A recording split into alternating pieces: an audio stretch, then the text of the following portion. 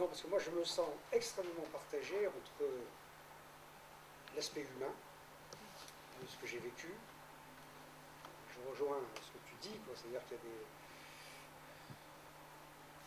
y a des choses, et puis l'aspect, disons, comme je suis de métier historien, j'ai tendance à vouloir réfléchir, théoriser, etc. etc. Bon. Et ça ne va pas souvent ensemble.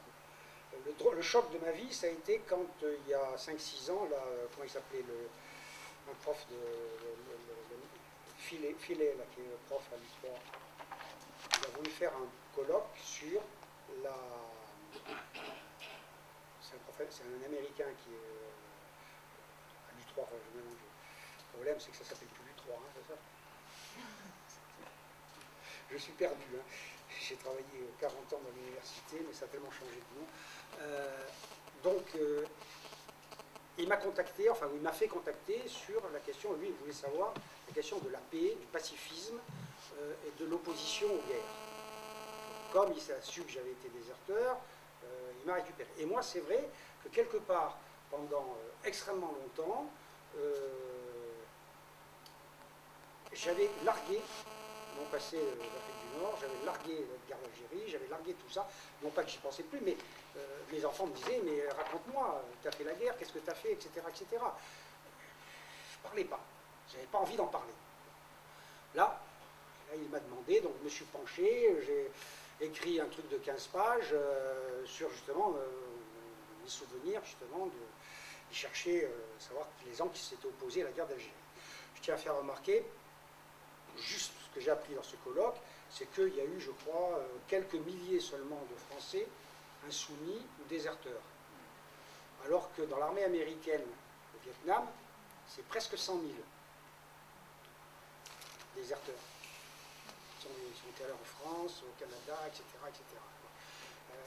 Il faut penser que cette guerre, malgré l'opposition, malgré les manifestations de 56, etc., elle a été acceptée. Elle a été acceptée. Moi, je passais pour un fou. C'est pour un fou. Qu'est-ce qui t'a pris, etc. Bon. C'est vrai qu'on mélange toujours la théorie et la pratique. Moi, en théorie, je voulais me planquer. On me mobilise, je dis rien. Je fais le con. Hein, je dis rien. J'ai 27 mois à faire, je vais les faire tranquille, et puis après, je retrouverai ma vie civile. Bon, c'est pas ce qui s'est passé, parce que un jour, on a fait avec mon cousin, on a fait une connerie, on était, enfin une connerie, une façon de parler, tous les jours, c'était après 58, on nous passait des films de propagande à l'armée. C'est-à-dire des films sur l'Algérie française, les exactions du FLN, les nez coupés parce que les mecs ils fumaient, etc., etc. Et puis, tout le monde se levait à la fin, Algérie française, Algérie française, Algérie française. Bon, sauf 3. Moi, mon cousin, et puis un copain algérien dont le père travaillait à Bizerte, parce que Bizerte c'était une enclave française à l'époque.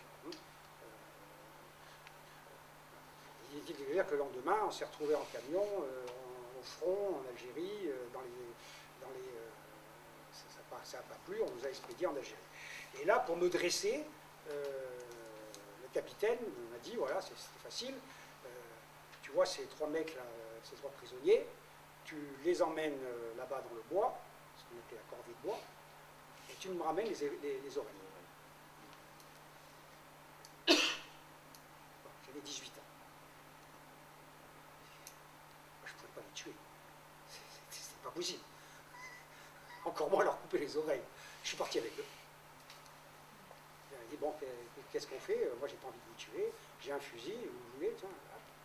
Bon, ils m'ont amené dans le maquis. J'ai vécu quelques mois dans le maquis. J'ai compris que je ne ferais jamais maquisard.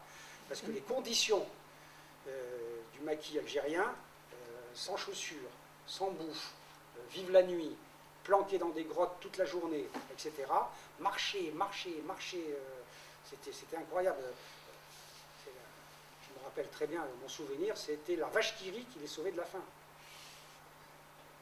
Un mec qui a fait, il nourrissait de vache qui rit. C'est incroyable. Bon, ils avaient que ça. Bon, par contre, quand je suis passé, ils m'ont fait passer par la ligne Maurice. On lâchait un troupeau de moutons, ça faisait tout disjoncter, hop, on passait par l'autre côté. Donc cette fameuse ligne Maurice électrifiée, c'était une passoire aussi. Hein. Quand je suis arrivé en Tunisie, là j'ai rencontré l'armée de libération algérienne, parfaitement équipée. Des armes automatiques, des petits chars, des canons, etc. etc. Il n'était pas question qu'ils s'en servent pour aller ravitailler ces pouilleux de Félaga d'Algérie. Hein. Moi, comment? C'était une stratégie qui était bien préparée. Oui, ça m'a quand même frappé. Hein. Mon contact à l'époque, c'était Bedjaoui, là, qui a été ministre de la Justice. Il était comment il s'appelle, à Genève. C'est pareil, on ramassait l'argent rue Trécloître, etc., avec les copains qui faisaient les porteurs de valises. On ramassait cet argent durement gagné par les travailleurs algériens qui cotisaient. On amenait ça à Genève, parce qu'on était français, donc on pouvait passer la frontière. La villa de Bedjaoui, c'était le grand luxe. Excuse, c'était pourtant un mec très intelligent, très sympa, etc. Hein, mais il vivait dans le luxe. Bon, enfin, ça fait partie de... Vous savez, je mélange toujours un peu l'aspect personnel et ces trucs. Moi, je sais que j'étais d'origine... Bon, mon père était ouvrier à Sfax. Les grèves, je connais. Les grèves de 48, on a crevé de faim. Bon. Et en même temps, il y avait les travailleurs tunisiens à côté. Les travailleurs tunisiens, c'était l'UGTT. Ils avaient quitté la CGT avec Ferhat Tachet et Edi Chaker. Et ils avaient ces Sfax qui étaient... Moi, j'ai vécu à Sfax.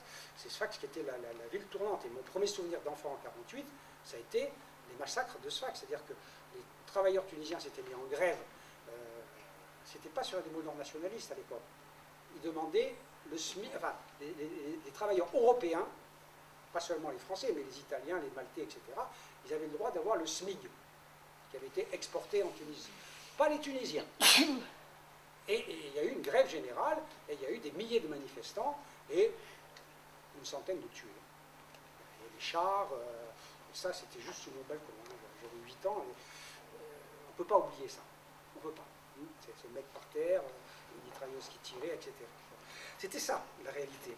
Alors, quand on parle du colonialisme, bon, il faut voir...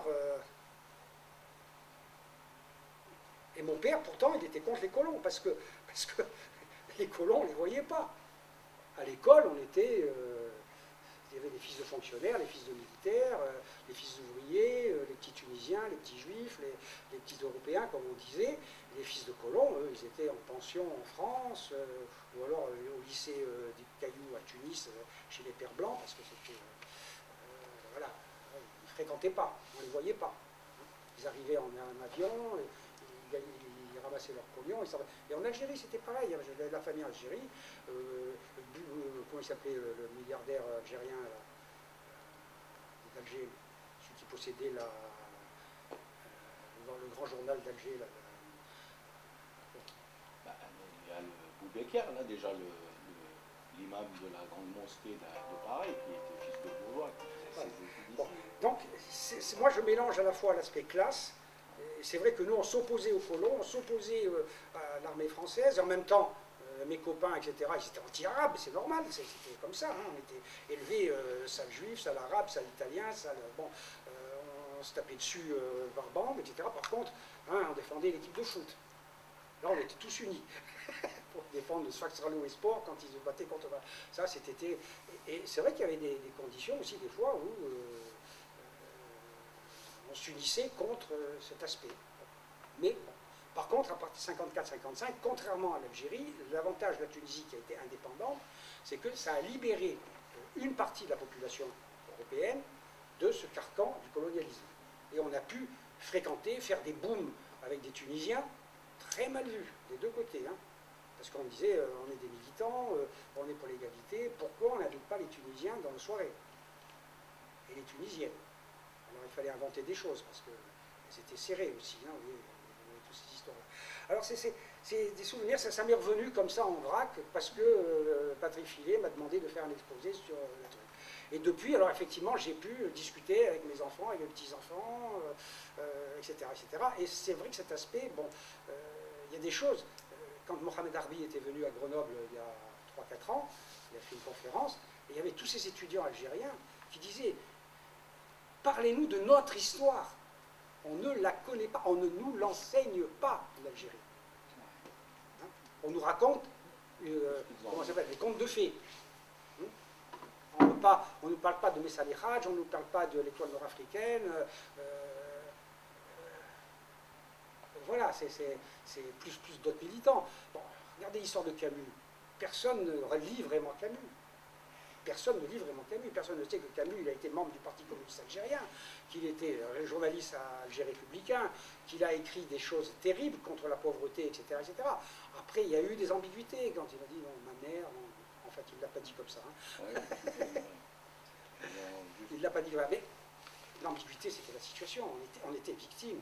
C'est Karl Marx qui disait un peuple qui exploite un autre peuple n'est pas un peuple libre. C'est ça la question. Et c'est vrai que quand je suis arrivé en France, bon, d'accord, on parlera une autre fois. Si tu es libre, c'est parce que tu comptes